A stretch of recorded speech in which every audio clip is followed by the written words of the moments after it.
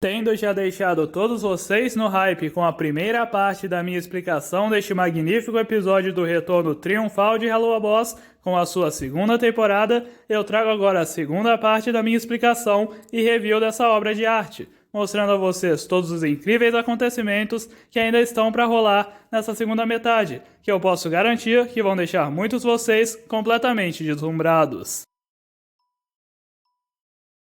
Eu estou aqui hoje para a segunda parte da minha explicação e do meu review do primeiro episódio da segunda temporada de Helluva Boss, The Circus, explicando tudo o que ainda está para ocorrer nessa metade final deste episódio, e também sobre a sua finalização magnífica, junto ao meu review de cada um desses acontecimentos. Então já deixa o like aí e se inscreva que eu vou continuar trazendo vídeo de Hazbin Helluva para vocês, galera! Caso estejam interessados em apoiar o canal, é só clicar na aba Seja Membro e se tornar um membro, para receber benefícios exclusivos, ou doar o quanto quiser pelo Valeu Demais do YouTube logo abaixo, que isso ajuda muito o canal a continuar, a melhorar a qualidade dos vídeos e permite você ser diretamente uma parte disso tudo. O episódio então passa a seguir para uma viagem no tempo de 25 anos após o que vimos na infância de Stolas, com o príncipe acordando com o rosto triste que ao se levantar já se contorce de arrependimento e amargura, levantando depressivamente da cama pelado, então para ele se trocar, o que serve de contraste para quando vimos ele todo animado indo até essa sala quando era criança.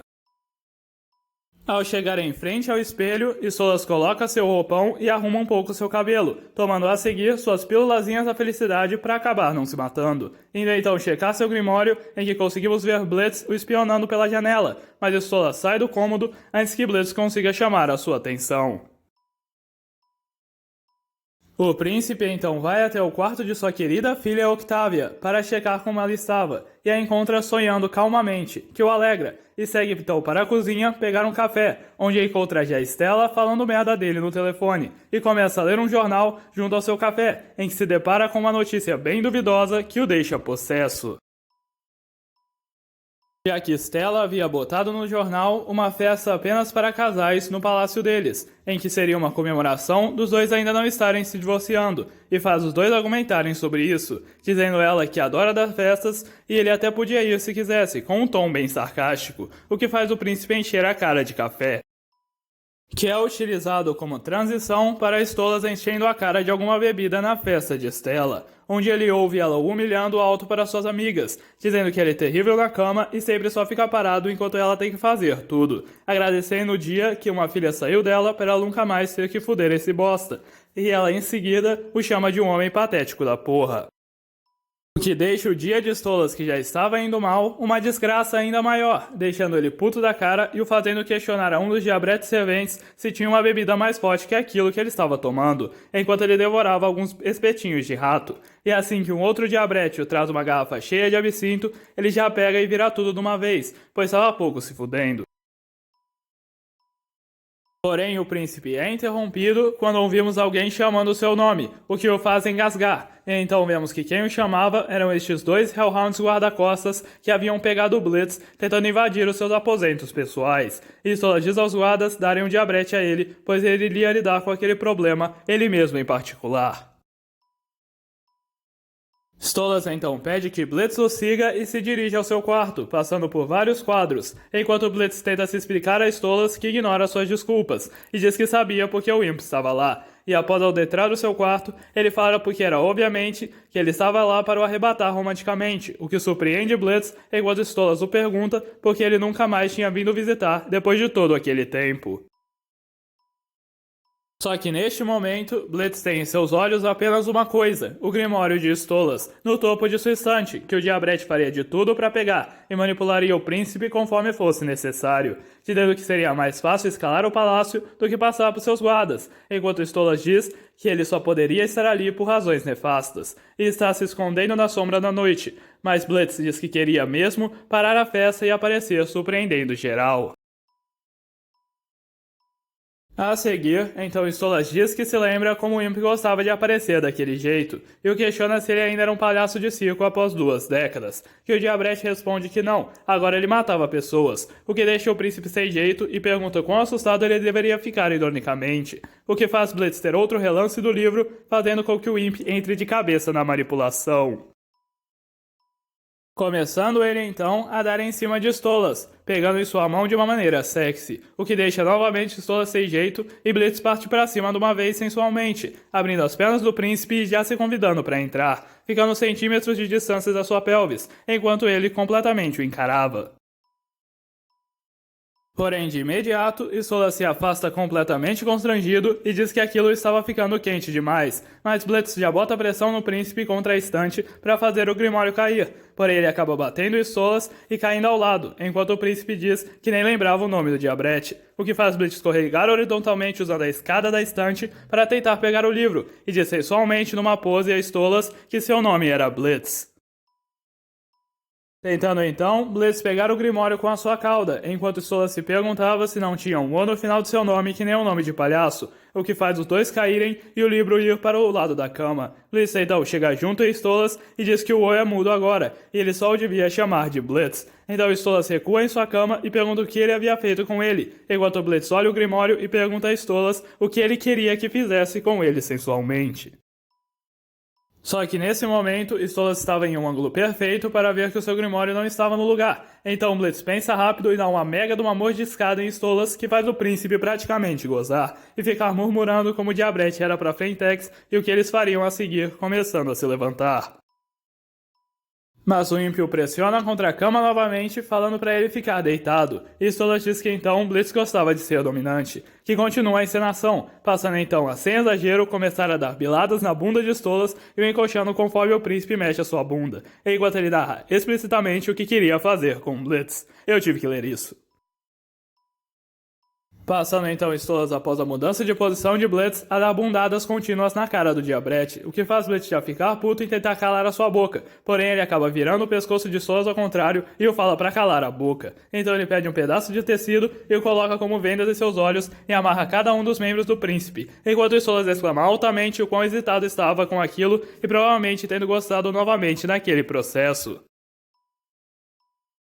Porém, quando o diabrete havia amarrado o príncipe e estava prestes a fugir com o livro, ele escuta Stolas dizendo que nunca tinha sentido alguém o querer daquele jeito, e havia esperado por aquilo toda a sua vida, e estava muito feliz que quem o queria era ninguém mais ninguém menos que o seu primeiro e único amigo, o que faz Blitz sentir remorso e falar que iria só dar uma rapidinha com Stolas. A cena então corta para amanhã após aquela rapidinha, em que vemos Stolas acordando com Blitz caindo sobre a mesa de Stella e suas amigas, e falando que fodeu seu marido, sendo esta exatamente a mesma cena do piloto. Que após uma questão histérica de Stella sobre o que era aquilo, Stolas responde que aquele era o som do caralho de um divórcio. Passamos então, finalmente, ao presente, com Stolas acordando em seu menagerie com a roupa do episódio 7 e 8, acontecendo essa cena muito provavelmente após o final do episódio 8, que ainda não chegou aqui pra nós, então saibam que algo rolou até aí. O príncipe então novamente vai até o seu espelho e toma suas pílulazinhas felizes, seguindo logo a seguir para o seu quarto, enquanto olha fotos antigas dele com Blitz.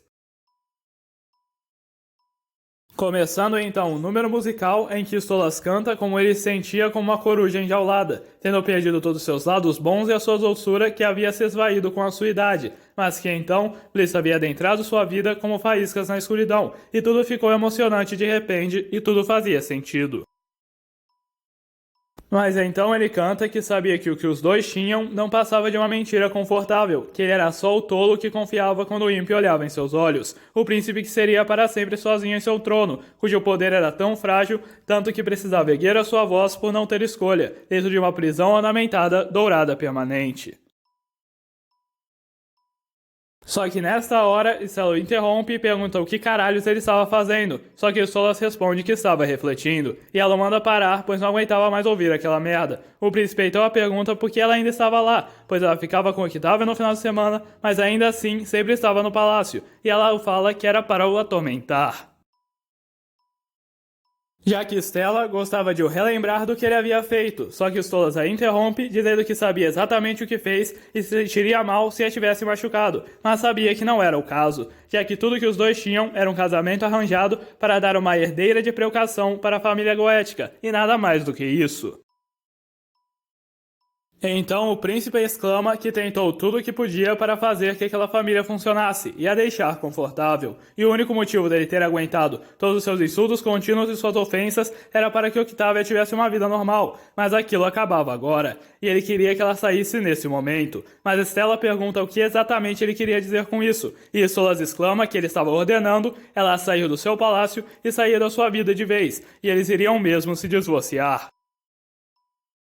O que faz Stella ficar possessa e partiu pra cima dele, o questionando o que ele achava que a família goética pensaria disso. E André Alfuzu, só que Solas interrompe a sua frase, dizendo que não importa pro seu irmão arrogante dela, pensa dele. E a única coisa que Ars Goetia queria do casamento deles já tinha 17 anos, então tudo estava de vez acabado.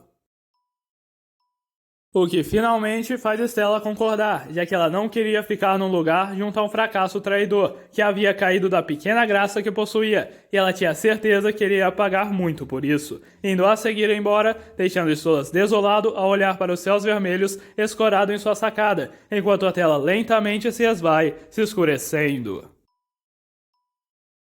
Tendo finalizado o meu review e explicação dessa obra de arte, gostaria de comentar mais alguns pontos importantes do episódio, como o fato de agora em diante Solas e Stella realmente estarem divorciados e separados oficialmente. O que será que a Ars Goetia vai fazer a respeito? Pois como Stella mencionou, André Alphus não ficará nada feliz e isso pode ser alguma coisa que vai ser muito importante no resto da temporada.